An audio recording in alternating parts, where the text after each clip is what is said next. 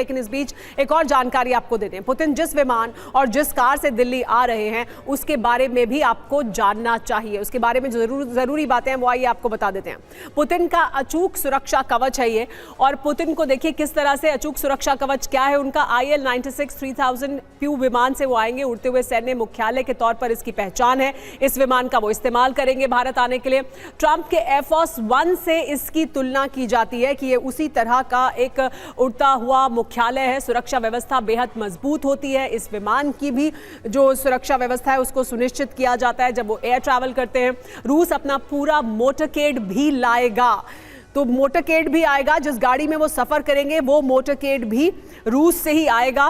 Putin के लिए भारत में रूस अपना पूरा मोटरकेड उनके साथ लेकर आएंगे, यानी उन गाड़ियों का जिसका वो इस्तेमाल करेंगे, उनके आगे पीछे जो उनके साथ गाड़ियां रहेंगी वो सारी गाड़ियां भी रूस से ही भारत आएंगी। पुतिन उन्हीं का इस्तेमाल करते हैं मोटरकेड में। और रूस सेनेट लिमोजीन होगी जो उनकी लिमोजीन है जिसका वो इस्तेमाल करते हैं, और ये लिमोजीन रहेगी। लिमोजीन में चलते हैं रूसी राष्ट्रपति व्लादिमीर पुतिन, और उनकी जो लिमोजीन है वो भी भारत आएगी, इस मोटरकेड का वो हिस्सा होगी। बुलेट प्रूफ और ग्रेनेड प्रूफ है वो कार जिसका वो इस्तेमाल करते हैं, वो लिमोजीन जिसका वो इस्तेमाल करते हैं। हमारे साथ अमिताभ जी भी मौजूद हैं। अमिताभ जी, हम पुतिन की जो सुरक्षा व्यवस्था है वो रूस में भी जब रहते हैं तो भी उनकी सुरक्षा व्यवस्था को एक अभेद्य किले की तरह ही रखा जाता है। वो भारत आ रहे हैं तो जाहिर सी बात है उनकी अपने भी प्रोटोकॉल्स हैं, और भारत तो प्रोटोकॉल्स का पालन करेगा ही सुरक्षा के लिए। नहीं, बिल्कुल करेगा। और जैसे रूस में भी वो रहते हैं तो जो क्रेमलिन में उनका निवास है वो वहाँ नहीं रहते हैं। वो कहाँ रहते हैं, उनके 2-3 लोकेशन हैं और वो किसी को नहीं पता चलता। और कई बार तो ऐसा भी होता है कि जब पुतिन को क्रेमलिन आना पड़ता है तो उनकी सुरक्षा व्यवस्था ऐसी रहती है कि बगल वाले को पता नहीं चलता है कि वो कौन गुजर रहा है, यानी इमीडिएट सिक्योरिटी। तो सिक्योरिटी तो एक बहुत बड़ा इशू रहता ही है जब भी कोई वीवीआईपी जाते हैं, चाहे कोई वीवीआईपी यहाँ से भी जाते हैं तो उनकी सुरक्षा एक अभेद किले की तरह होती है।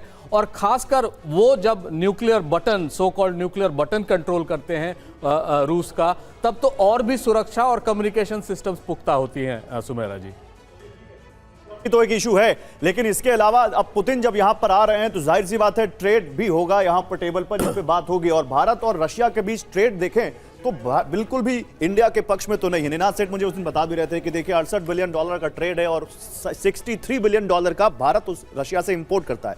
हालांकि निनाद, आपको लगता नहीं कि इसमें सबसे बड़ा चंक तो करीब $40 बिलियन का एनर्जी का है जो भारत धीरे धीरे कम कर रहा है। तो जब पुतिन सामने होंगे, ट्रंप ने जो टैरिफ का प्रेशर भारत पर दिया है, क्या इस एनर्जी ट्रेड को लेकर भी कोई रास्ता निकाला जाएगा? क्योंकि भारत ने अब वो, और ये पुतिन के लिए भी अच्छा नहीं, क्योंकि अगर हम उनसे एनर्जी खरीदना कम करेंगे तो उनको नुकसान होगा। देखिए, ये हो नहीं सकता। इसके 3 रीजंस हैं। पहली बात तो हम कम करेंगे ही नहीं। कई तरीके हैं जहां जो घोस्ट शिप्स होते हैं। कोई भी देश अपनी एनर्जी सिक्योरिटी इतनी आसानी से छोड़ता नहीं है। हम इंपोर्ट करते हैं। डेटा इज शोइंग कि धीरे-धीरे ग्रेजुअली हमने अभी हम प्रेशर में कर रहे हैं, पर मेरे को लगता है, और data is also showing that we are not doing that in liquid gas. We have actually ramped up our liquid gas imports from Russia. Problem ये है सर कि हमें एक चीज समझना बहुत जरूरी है कि अमेरिका जो है वो $37 ट्रिलियन इकोनॉमी है और रूस $2 ट्रिलियन इकोनॉमी। ठीक है, तो ये हो नहीं सकता। वो एक मिसमैच है रूस की, पहली बात। दूसरी बात, ये जो इम्बैलेंस है वो सस्टेनेबल नहीं है, क्योंकि हम डॉलर में खरीदते हैं। हमने उनको रुपीस में जो दिया हुआ है वो उनके पास $6 बिलियन के रुपी पड़े हुए हैं, उन्होंने अभी तक खर्च नहीं किए, क्योंकि हमारे पास कुछ है ही नहीं बेचने को। Let us be honest about this. पर इसका मतलब ये नहीं कि हमारी मित्रता कम हुई है। रूस हमारे को 4, मैं मित्रता की बातें नहीं कर रहा हूं, रूस हमारे को 4 बहुत जरूरी।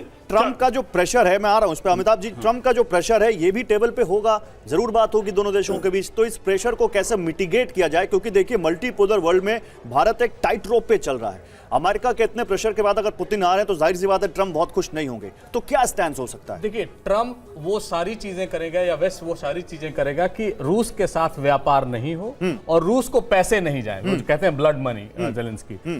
भारत ये भी कर रहा है इसके अलावा, जो तेल और डिफेंस के अलावा, कि वो फ्री ट्रेड अग्रीमेंट करने जा रहा है। और इस पर बात आगे बढ़ेगी रूस के साथ इस बार, और वो बात आगे बढ़ेगी। ये जनवरी से ही चल रहा है। दूसरा है कि यूरेशियन इकोनॉमिक यूनियन, जिसके 5 सदस्य हैं, बेलारूस, कजाकिस्तान, रूस, आर्मीनिया, उसमें भारत को किसी न किसी तरह से जोड़ने की कोशिश की जा रही है। तीसरा, जो हमारा स्मॉल और मीडियम रिएक्टर का जो इस बार बजट में आया था, उसकी भी आगे बढ़ाने जा रहे। और अभी कुछ ही दिनों पहले इन्होंने प्राइवेट इन्वेस्टमेंट को भी उसमें इनवाइट किया है, यानी स्मॉल और मीडियम रिएक्टर के लिए, और हम 1 गीगावाट एनर्जी प्रोड्यूस करने जा रहे हैं 2060 तक, जो अब तक का इंटेंशन है।